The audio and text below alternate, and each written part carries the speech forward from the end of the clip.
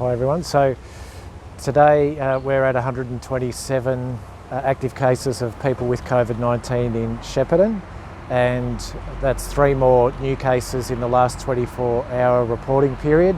Those 3 people are all linked cases and known cases, and they're all have been quarantining and obviously will continue to quarantine as well. So it's good news in the sense that we've had a reduced number of new cases today, and hopefully that number of active cases will continue to decrease in the coming few days as we get to 2 to 3.5 weeks into the outbreak now. In relation to the testing that was carried out to day 13 testing yesterday, it really was a fantastic effort by all of the people working at the testing stations, both our staff, people from other health services and the Department of Health testing teams as well. Not to mention all of the volunteers and people that helped out during the course of the day, but of course a big shout out to everybody who came out for testing. So overall 5,730 people were tested during the course of the day. Or over that exact number, is 5,723, beg your pardon, which is really terrific in terms of it's more than what we thought, and that's okay because some people of course will be symptomatic and have wanted to get tested in any case, and perhaps there was some people from certain households as well that were tested during the course of the day. As at 12:30 today, we've over 2,000 of the pathology results that were taken at the sites GV Health is coordinating have been processed. So far we're not aware of any positive results, and over 1,000 of those people's pathology results have been uploaded into the system that then sends the messages to people regarding their release from quarantine. So just in relation to release from quarantine, of course it is a 2-step process, as I've mentioned previously. First step is the pathology result, and of course that needs to be negative. Second step then is the formal notification and communication from the Department of Health that the quarantine period for that particular individual will come to a conclusion. So for those people who get a negative result from the pathology provider, that's terrific, and that's step 1, but you really have to wait until you get the formal advice from the Department of Health. So that process in terms of uploading those results and then the communication from the Department of Health will continue across the course of today, this afternoon, and possibly later into the evening and tonight. But I expect that within the next either the rest of today or into tomorrow, everybody that was tested should receive notification of their result. And if you haven't received notification from the department, if you get a negative result from around about 24 hours, if that notification hasn't been received from the Department of Health, please call 1800 675 938 and they'll be able to help you out in terms of your notification. In terms of primary close contacts and secondary close contacts in households, this is in particular the circumstances regarding the school exposure sites. So the primary close contact only, or in this case if it's a student, it'll be the student themselves or the parent or guardian that will receive the message from the Department of Health once their quarantine comes to an end.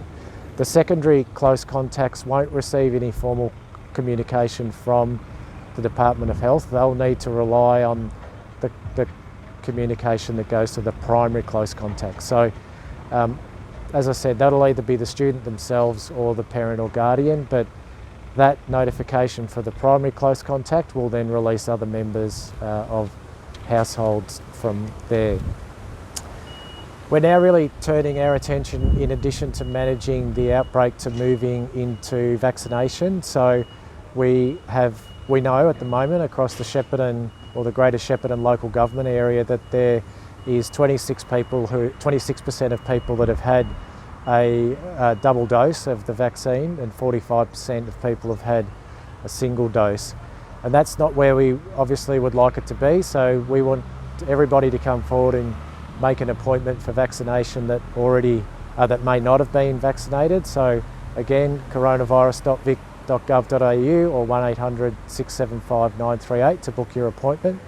If you haven't already made that appointment, please do so as quickly as possible, because we're really keen to get those numbers up to 70 or 80% total vaccination, completed vaccination for our Shepparton local government area. So we've got some more exciting news on Monday that we're going to share with people in regard to a new strategy involving a bus and being able to get out to more remote areas, and also target and support some people that may be not coming forward for vaccination for different reasons. Perhaps transport, for example, is an issue. So we'll be aiming to go to those people who can't get to vaccination centres.